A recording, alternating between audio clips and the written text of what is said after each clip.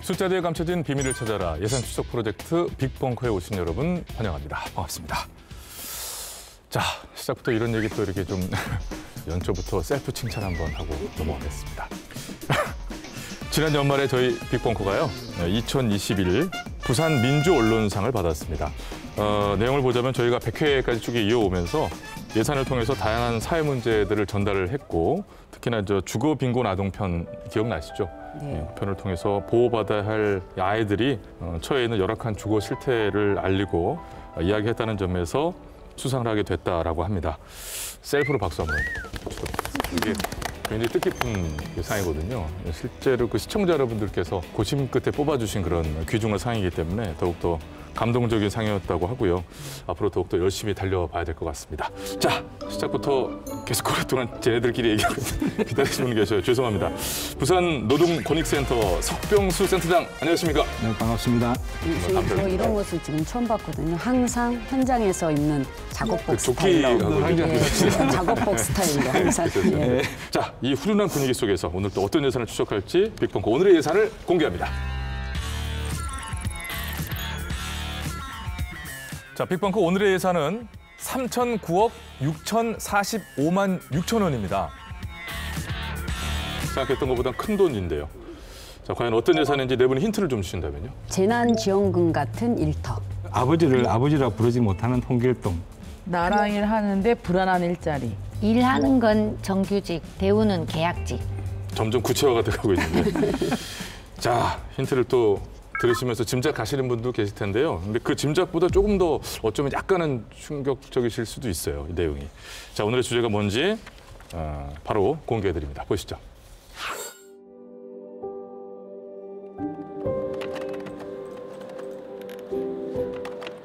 한 10개월 정도 일을 했습니다. 보통 1년으로 계약 단위를 안 하고 계약을 1년 단위로 하면 퇴직금을 줘야 돼서 그렇게 뽑지 않더라고요. 그래서 한 10개월 정도 일을 했습니다.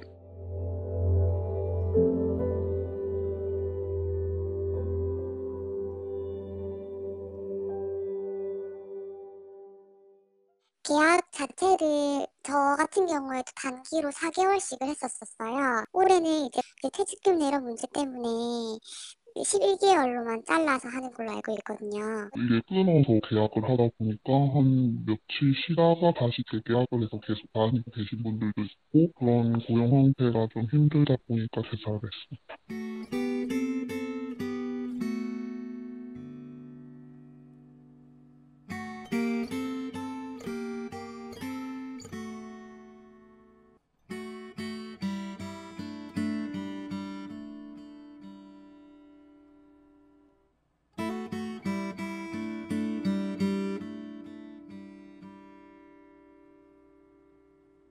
그런 불합리한 고용을 한다는 걸 사실 일하면서 제일 많이 느꼈죠. 이게 공공기관이라서도 그런데 사실 하는 사업 자체가 청년 사업이지 않습니까? 이제 연말에 되면은 실적 보고서를 작성을 하다 보면은 부산의 일자리 사업을 이 사업을 통해서 얼마나 창출했고 이런 식으로 하면 항상 청년들이 떠나가고 있다 뭐 이런 문제를 항상 얘기하면서 결국은 여기서도 청년들이 떠나가게 하는데 일조를 하고 있구나라는 생각을 많이 했습니다.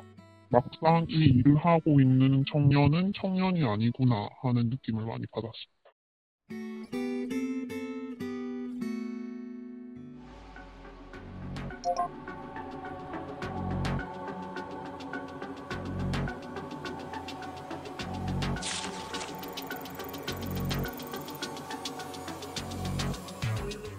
1년 단위의 사업기간이지만 실제로 계속되는 사업이잖아요. 그렇지 않아요? 근데 왜 종료시키냐고요. 문제 있지 않아요? 예, 그래서 저는 와서 그 조치를 청년 사업을 수행하는 인평원에 청년들이 지금 계약직 노동자로 있는 거예요. 이율 배반적인 거 아닌가요? 진짜 아이러니하다. 취업을 얘기할 수가 있어요. 예를 들면 우리 청년센터 같은 경우에 그 수탁 계약은 1년을 했지만 1년 하고 문 닫을 거 아니잖아요. 1년, 2년, 3년, 4년 계속 하게 되는 거죠. 그 업무는 계속 간다는 거예요. 사업의 고유한 특성이라든지 사업의 뭐 이런 내용을 중심 그리고 그 사람을 중심으로 평가돼야 되지 이게 기간이 정해져 있는 수탁 사무다 이걸로 평가하다 보면 전부 다 비정규직 될 수밖에 없는 구조로 가는 거예요. 비정규직 문제를 반드시 해결하겠다고 약속을 드렸습니다.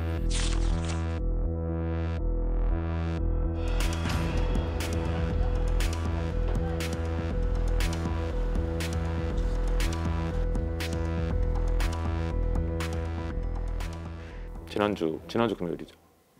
오늘 발표 났고요. 5분이 3번째 면접 채용을 한 거죠.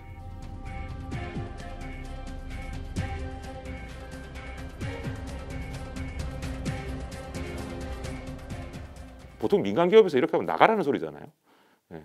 나가라는 걸 2년에 걸쳐서 지금 3번째 반복을 하는 거예요. 지금 여기 있는 저 다수의 연구원 선생님들 3번의 지금 면접을 봤어요. 처음 들어올 때, 이쪽으로 올 때, 이번에 또. 그러니까 이런 상황에서 누가 책임감을 가지고 일할 수 있겠느냐. 처음에 부산의료원에서 설립해서 2년 후에 이제 정규직하고 부담스럽다. 이거는 우리가 감당할 수 없는 일이라고 하시면서 부산대 병원으로 이제 보냈던 겁니다. 그때 부산대 병원은 딱 2년 끝나고 다시 보내는 겁니다. 2020년 이제 1월 1일부로 부산의료원으로 다시 왔는데요.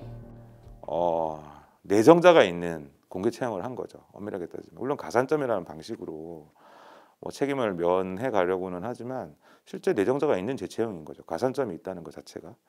그러면 거기에 지원한 나머지 분들은 어떻게 되냐고요.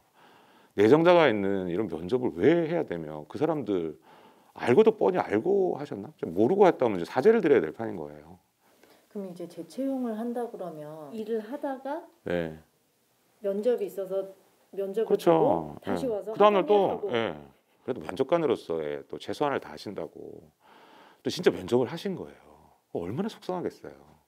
그렇게 해서 이제 채용을 한 겁니다. 그때 이제 2명의 이제 팀장급의 연구원이 그만두죠. 자존심도 상하고 이게 도대체 뭐 하는 짓이냐. 이렇게 그래도 공공의료에 종사하는 사람들은 세상에 대한 책임감이 있어서 공공의료에 관한 일을 하는 거거든요. 그런 상황에서 이제 자꾸 이제 사람들이 있는 사람 나가게 이분들이 여기에 1, 2년 있으면 상처를 받아요 다. 이 구조는 아니었으면 좋겠다.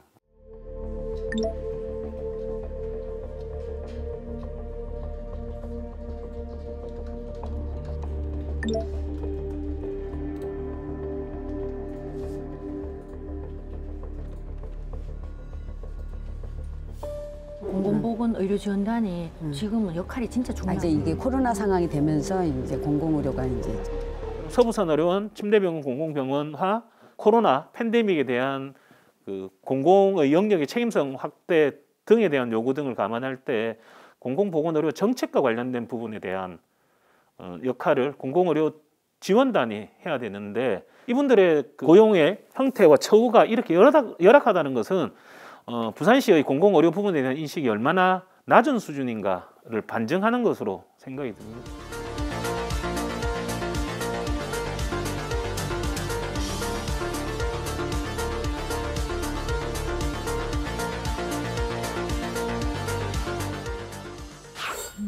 네, 빅벙커 오늘의 주제는 대구, 부산 공공기관의 고용 사각지대에 대한 내용입니다. 보셔서 느끼셨겠습니다만은 저 또한 영상을 보면서 그러니까 그 얘기가 본인은 청년 일자리 창출에 관한 일을 하고 있는데 본인 또한 청년인데 이 일을 하고 있는 자신은 여기서 얘기하는 그 청년이 그럼 아닌 것인가라는 얘기를 해주신 거잖아요. 굉장히 참 마음이 안 좋은 순간이었는데 이게 들어요. 2018년부터 청년이라는 말들이 이제 사회적으로 대두화되면서 일자리도 봐야 된다 많은 얘기를 하는데 말과 행동이 안 맞게 간다라는 그걸 얘기를 많이들 하시는 것 같아요. 굉장히 아이러니한 거 아니겠어요? 이 청년 일자리 창출 일을 하는데 본인들은 그 청년에 해당되지 않는 느낌. 부산시가 이게 모범 사용자 역할을 충분히 해야 되는데 그건 아니라는 거죠. 그렇죠. 그건 아니라는 거죠. 앞서 영상에 나왔던 그 기관들이 뭐 시민분들이 이름만 들어도 아는 그런 이른바 공공기관이잖아요. 근데 4개월씩 계약하고 뭐 또 새로 뽑고 2년 동안 일했는데 몇 개월씩 끊어서 뭐 계약을 했고 이런 일이 또 공공기관에서 일어난다는 게 바뀌지 않지 않습니까, 의원님? 그렇죠. 예, 기관에서 일하는 한 분 한 분 입장에서 생각해 보면은 결국 실망하고 떠나는 이런 상황을 만들어주는 거죠. 특히 청년이 살기 좋은 부산을 만들자고 시작한 이제 부산 청년센터에도 청년들이 떠날 수밖에 없는 이 상황이 만들어진 것이 아닌가 이런 것들이 결국은. 그래 지금 이 영상에도 나온 것처럼 부산이 이제 평생교육진흥원이 19년도에는 부산시로부터 한 20억을 받고 8개의 수탁 사업을 했습니다. 그런데 이게 이제 21년 들어서면서 엄청나게 이게 수탁 사업이 늘어나기 시작을 해요. 네. 그래서 69억 원을 받아서 20개의 수탁 사업, 8개에서 20개의 수탁 사업을 하게 되었습니다. 그러면서 결국은 수탁 사업이 늘어나면서 비정규직이 같이 늘어나는 그런 모습이 지금 보여지는데요. 실제 부산 인평원 비정규직 비율이 19년도에 19%였다면 수탁 사업이 지금 늘어난 21년도에는 59%로 출연 기관 중에서 가장 많이 지금 가지고 있습니다. 신규 채용 31명 100%가 다 기간제 근로자였습니다. 지난해 신규 채용하신 분들은 전부 다 기간제 100%가 기간제였다는 그렇죠. 얘기잖아요. 네네. 한 명은 여기서 또 육아휴직을 해갖고 대체 근무자를 빼고 나면 아까 31명이라고 했잖아요. 그러면 엄밀히 말하면 30명. 30명이 이제 부산시로부터 받은 사업을 할 인력으로 뽑은 건데요. 청년센터에 청년 기간제가 들어와서 기간제 근로자죠. 엄밀히 말하면 그렇게 일을 하고 있는 그런 모습입니다. 이렇게 되는 이유는 뭘까요, 박사님? 위탁 사업 간단하게 한번 설명드릴게요. 그러니까 지자체가 자치사무를 수행할 때 직접 수행하는 경우가 있고 위탁 사업을 하는 경우가 있잖아요. 위탁 사업은 그 사업 추진에 있어서 전문성, 효과성, 연계성, 연속성 뭐 이런 것들을 증가시키기 위해서 위탁 사업을 하는 거거든요. 근데 지금 이제 인평원이 부산시로 받은 건 공공 위탁 사업인 거잖아요. 그래서 그 리스트를 좀 상세히 살펴봤습니다. 그랬더니 일시적으로 하는 사업도 일부 있어요. 근데 몇 년 동안 계속 한 사업들도 많습니다. 이 영상에 나온 부산 청년센터만 해도 2020년부터 올해까지 청년 관련된 사업을 계속 했었거든요. 그래서 이런 어떤 사업을 추진하기 위해서 이제 인력 채용을 할 때 보니까 5개월, 11개월, 1년 미만으로 이렇게 짤막짤막하게 단기 채용으로 끊어서 채용을 했어요. 그러니까 이렇게 사업을 하게 되면 업무 담당자가 계속 바뀌잖아요. 그렇죠. 그렇게 되면 사업의 어떤 연속성도 떨어지고 그다음에 전문성, 효과성도 떨어질 수밖에 없습니다. 이 사업을 추진하는 사람들이 계속 지속적으로 근무하는 게 되게 중요한 거죠. 그러니까 말입니다. 참 이게 그냥 누가 봐도 그런 내용인데요. 계약 기간을 쭉 보니까 6개월, 뭐 10개월, 11개월 다 이렇게 짧아요. 뭐 1년도 아니고 358일로 계약하는 경우도 있었고 이러면 퇴직금도 못 받죠, 의원님. 그렇죠. 앞서서 말씀드린 이제 뭐 4개월도 얘기가 나왔는데요. 4개월로 잘리면은 퇴직급여가 아니라 실업급여.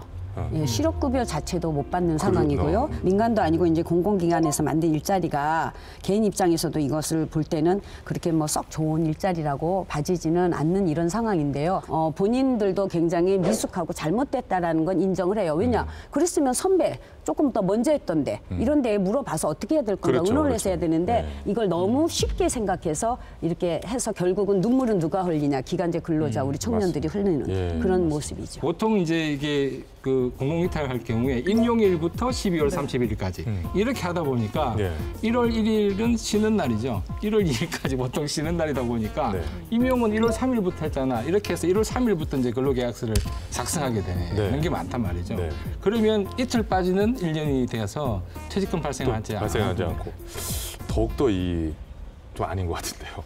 대구는 어떻습니까? 네, 대구는 이번에 저도 여러 가지 이제 정보 공개 청구를 통해서 알아봤는데 부산과는 대구는 상황은 좀 다릅니다. 대구 같은 경우는 비정규직 비율이 부산보다 대체적으로 낮은 편이고 또 비정규직 비율이 조금 높은 기관이더라 하더라도 이 사업이 연속이 되면은 고용도 계속적으로 유지가 되고 있고요. 기관의 성격에도 굉장히 중요한 대목이 있다고 보는데 앞서 언급된 부산 인평원이나 공공의료 관련 일들은 이렇게 몇 개월씩 잠깐 이렇게 해갖고 될 그런 성질의 일들이 아니잖아요. 맞습니다. 이성석 의원님께서 이제 대표 발의한 조례가 있어요. 거기 보면 이제 이 위탁 사업 관련해서는 공공성과 안정성 그리고 전문 지식과 이제 기술 활용이 가능한 그런 것을 보고 이제 결정을 하도록 그렇게 되어 있어요. 이제 공공성, 안정성이 굉장히 중요한데 공공의료지원단은 부산시가 2015년도부터 이제 부산의료원에 이제 위탁 사무를 줬다가 2년 뒤에 또 다시 바뀌는 그런 문제가 있습니다.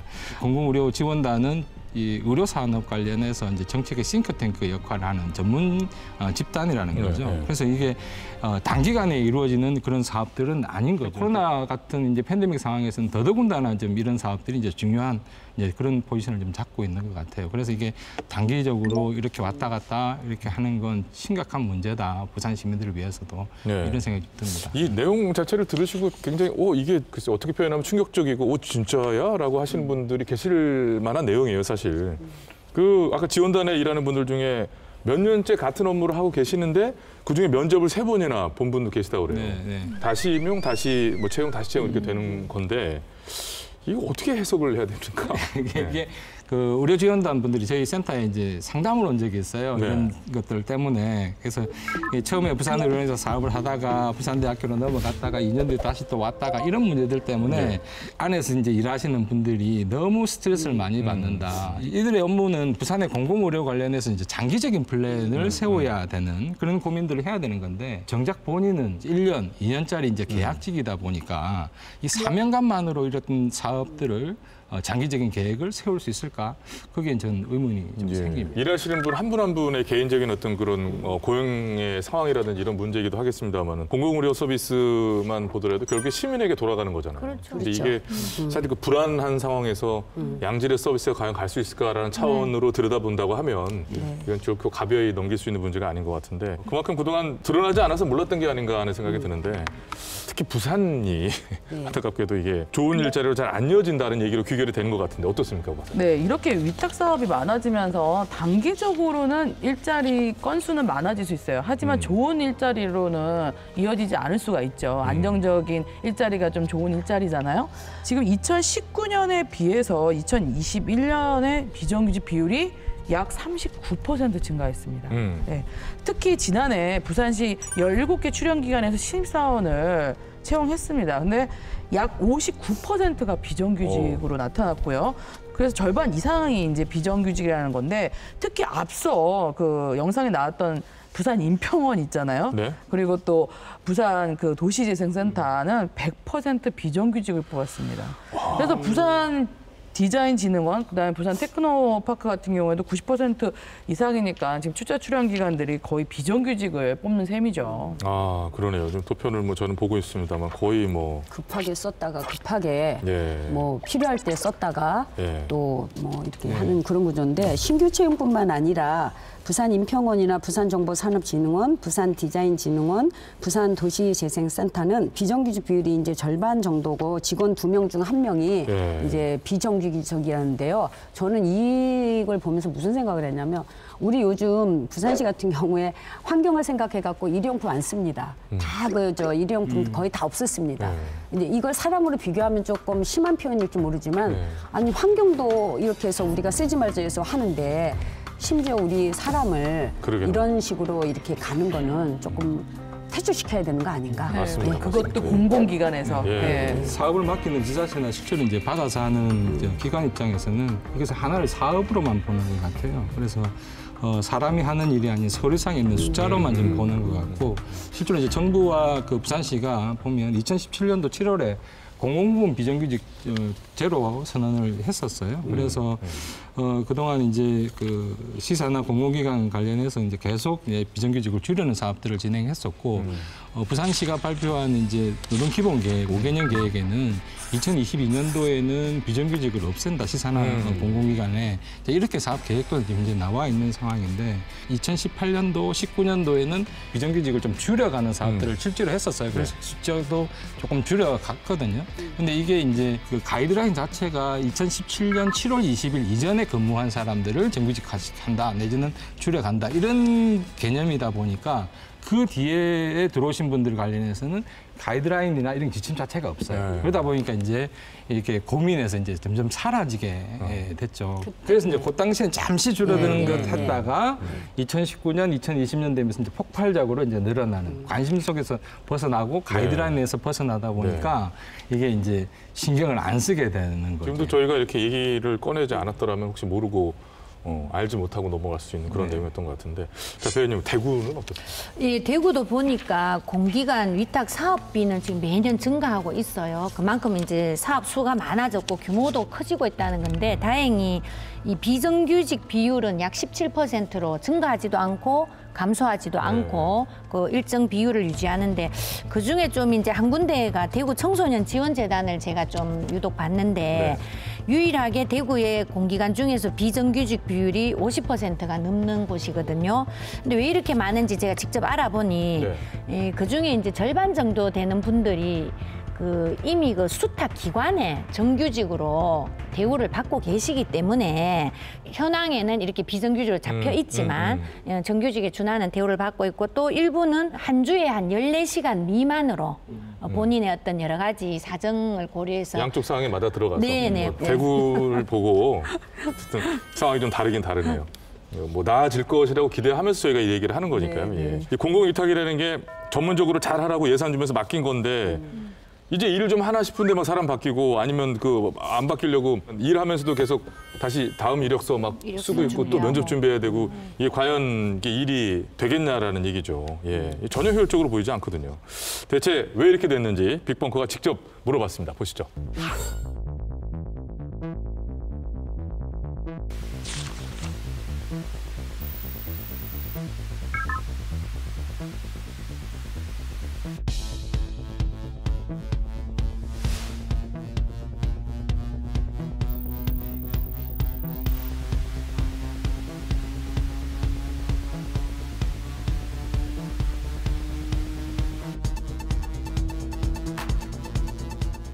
정말 무책임한 것 같아요.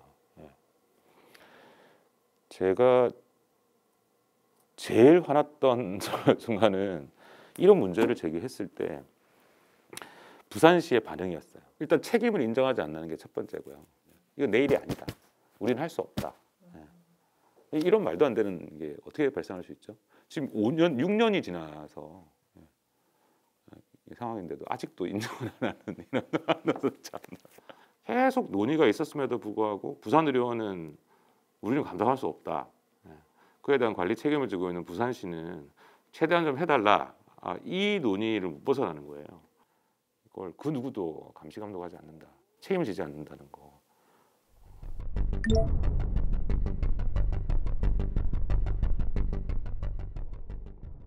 사업이 이제 실제로 수행하는 건 3년이지만 저희가 예산 내려올 때는 이제 2021년 12월까지로 그렇게 내려왔었거든요. 예산 자체가 이제 1년 단위로 내려오다 보니까 저희한테 그 다음에도 주어진다는 보장이 있는 건 아니라서 우선은 1년 단위로 이제 사업 부서에서 이제 계약을 하는 걸로 알고 있거든요.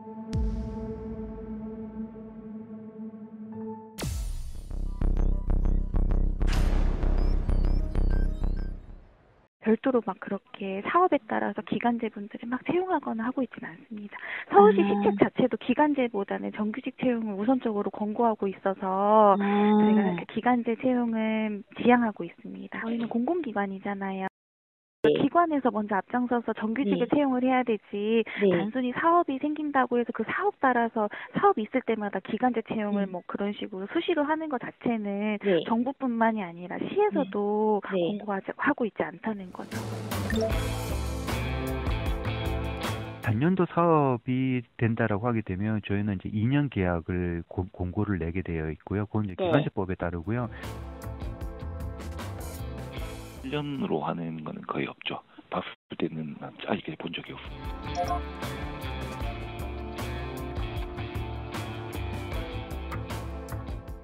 될 수 있으면 저희가 공공기관에서는 그 기간제 근로자를 채용을 하지 않도록 신규 채용을 하지 않도록 권장을 하고 있는 거라서 기간제는 사실은 채용은 사실은 사전심사대라는 게 있어가지고 비정규직을 채용할 때는 사전심사 거쳐서 사장할 경우에 채용을 해야 되거든요. 이제는.